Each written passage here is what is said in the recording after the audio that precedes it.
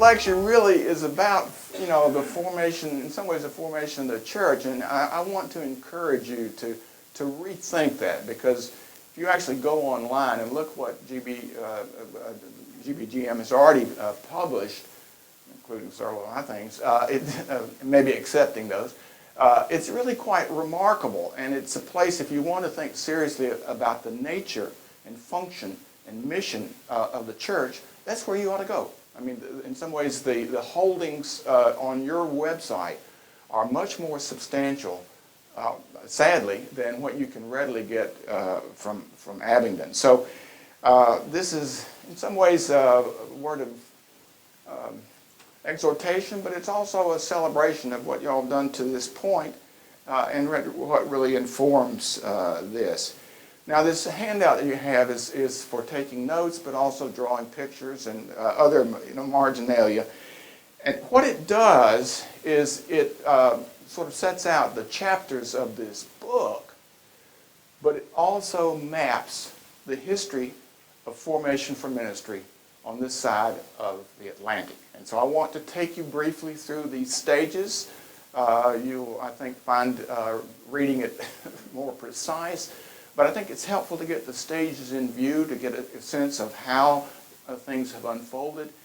And I want to come back then and say briefly that although these are stages that characterize one period in the formation, they all live on today in the formation process. So this is both a mapping of our history and in some ways a characterizing of the diverse factors that are really formative today. So let's start council. You can see that this is primarily for those folks from 1773 on, when the first conference met here, and they gave Rob Williams instructions not to publish any more books, but that's because they wanted their publications circulated officially from John Wesley.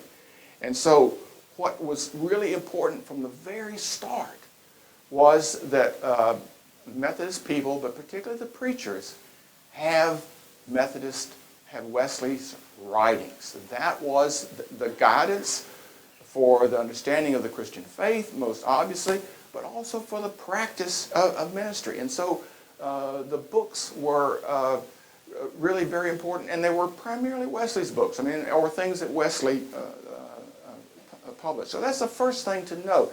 And I alert on the column there, you don't have the books before you, page 98, the first meetings of our council, the predecessor to General Conference, which devoted much of its attention to the regulating of the book business for early Methodism. So that's the first part of this, but also the other 3 points are important. One then is now learn ministry by doing it. From the start, we've not been like the Presbyterians, who want people to graduate first and then put in churches. We have insisted that people undertake ministry from the get-go. The third point is also important, and this is that we sometimes think of loners in this early period, but one learned ministry from the start, class leader, exhorter, and on up, in community, in relationship, from watching and learning and being reprimanded and instructed. And finally, from the get-go, the expectation that one would grow in one's gifts, grace, singular, please, and fruit. So these 4 items were really there from the get-go, and as I say, in some ways, formative. Early American Methodism, because it worked across the landscape on the coast and then increasingly inland, discovered that it had a lot to do in training its persons. And so pretty early on, it was very common to appoint 2 people to a circuit. A person who is more senior, in some cases already a full member of conference and later, after 1784, ordained.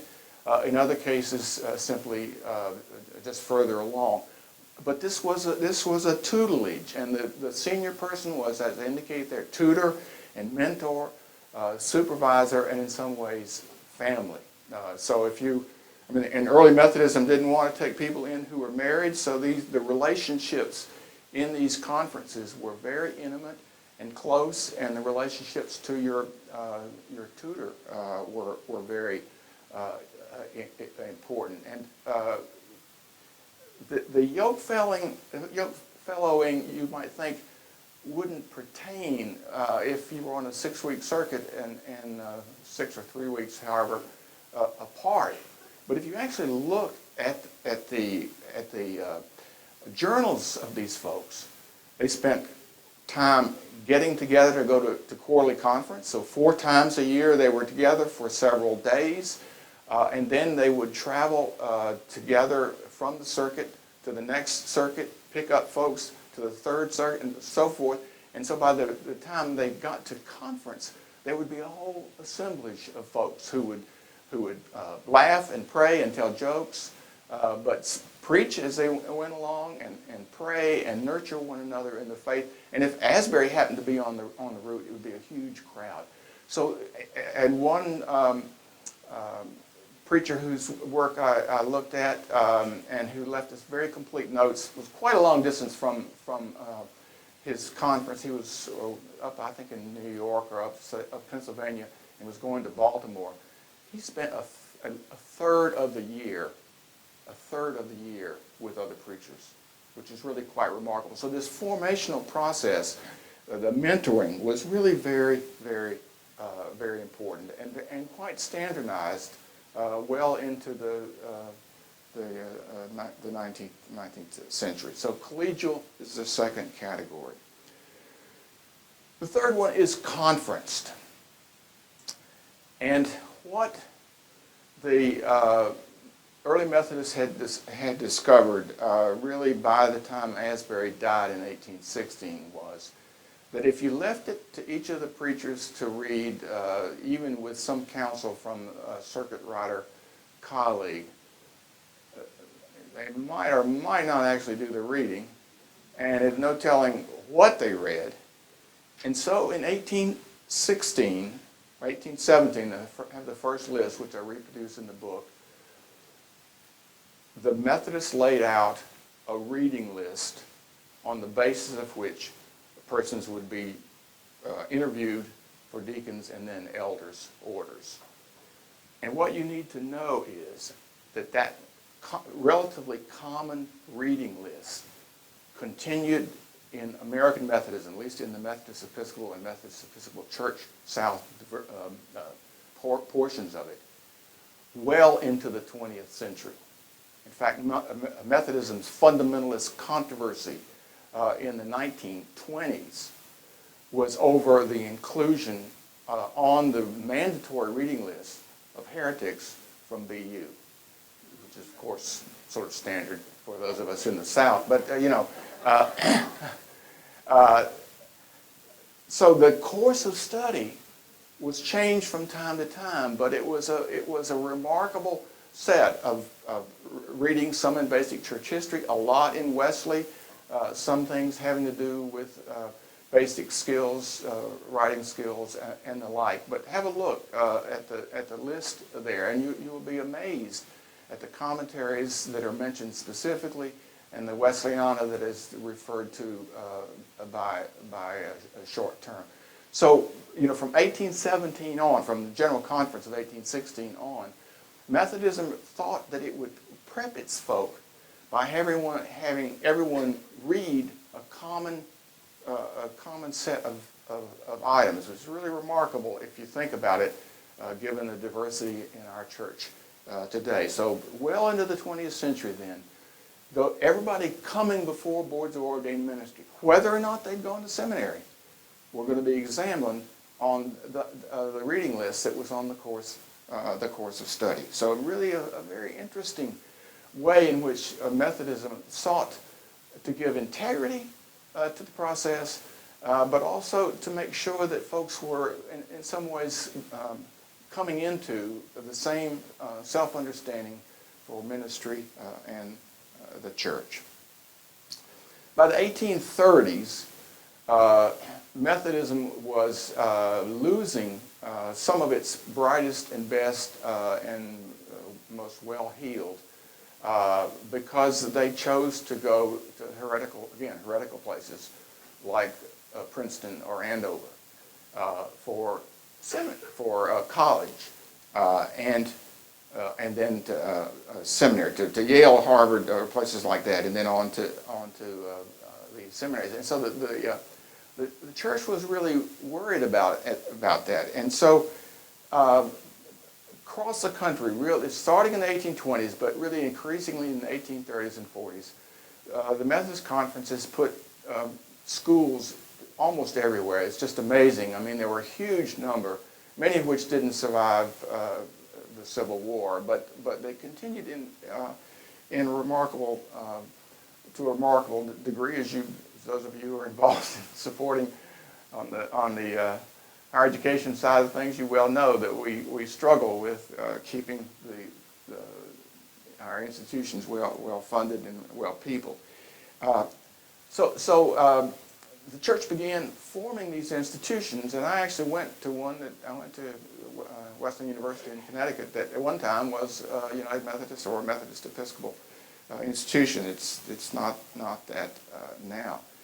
And you think, well, big deal. So what? Well, the student body was diverse. I mean, they weren't limited entirely to Methodist, but the faculty wasn't.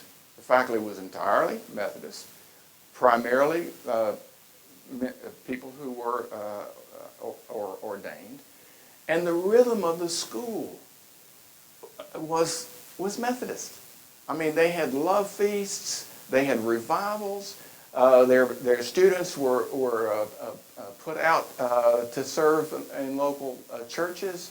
They interacted with the adjacent conference or conferences. So these institutions were Methodist not just nominally, but in ethos and in style and in substance.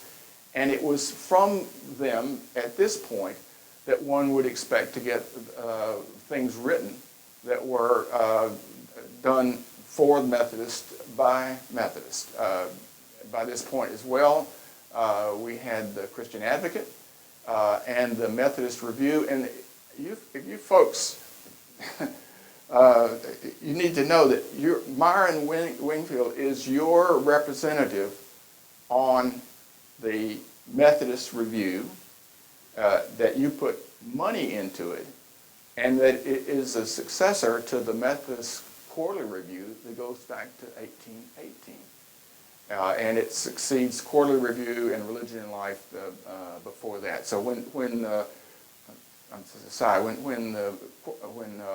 Quarterly Review, when the publishing house pulled its plug and funding of Quarterly Review, several of us put this together. It is sponsored in funds from all 13 United Methodist seminaries, and with big chunks put in by Candler and Perkins, where we are staffed. It is free, and I would really encourage you to subscribe to it, and particularly to note the quarterly that Rex Matthews puts out that maps what's going on in a scholarly or academic way and things having to do with Wesleyana and Methodistica. It is the best inventory of ongoing things in the scholarly realm that have to do, including conferences, the forthcoming conference, women's division sponsoring north of here in Ohio in May is on that, but also other conferences. So I call that to your attention. So colleges were really very, very important and continued to be so, as I say, well into the 20th century, because required seminary came late in our life. After the Civil War, and particularly towards the end of the century, Methodism recognized that it needed to do actually even more than it was doing through colleges. And so first Boston and then Garrett and then Drew and other institutions were put on a post-collegiate basis as the place where one would go for formation for ministry. And you see the categories that I have under that it seems to me are important to take note of, because the seminaries really do then become the citadel for learning in the Methodist realm. The theological leadership is brought there. They set templates for formation. They produce the studies of church and ministry, and they write the books that are required for people through the boards of ordained ministry. So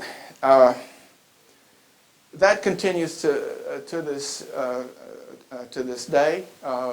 They're really quite important in formation, and we put a lot of money. You folks are instrumental in mediating that, so you know a good bit about it. The sixth category I call synthesized, and this really pertains to the sort of late 1920s, 1930s, particularly before and after the Second World War, when Methodists really discover that the ministry for which they're preparing people is far more complex and differentiated and specialized than the sort of training preachers of the ancient mode. And so what schools put in place are much more sophisticated field education programs. They incorporate CPE into the program. They recognize diverse ministries. Deaconesses finally is part of it. And they begin to see the ministry in professional terms and are in dialogue with other parts of the higher education world, and certainly other seminaries. Now the ATS, the Association of Theological Schools, then the American Association of Theological Schools was in place, and so there were forums within which Methodists could talk about what they were doing and what others ought to be about. And there was really a sense that we're now at a place where we need to train people in a somewhat different fashion. I want to turn to the seventh one in just a minute, but what I think is helpful to get a sense of is sort of the heroes for each of these stages. So I picked out figures, primarily folks who are in ministry, who in some ways stand for these different stages. So for that first one, really pretty obvious, Francis Asbury, but you might include Black Harry Hooser as well, though he was apparently not very literate. For the collegial stage, perhaps no one better than Freeborn Garretson, who was actually nominated for what we'd call episcopacy, but decided not to. With his wife, Catherine Garretson, set up an enclave in New York that welcomed people in. So the sort of yoke fellowing that is typical of that second stage, he's paramount in his book was one of the first ones created from the American side.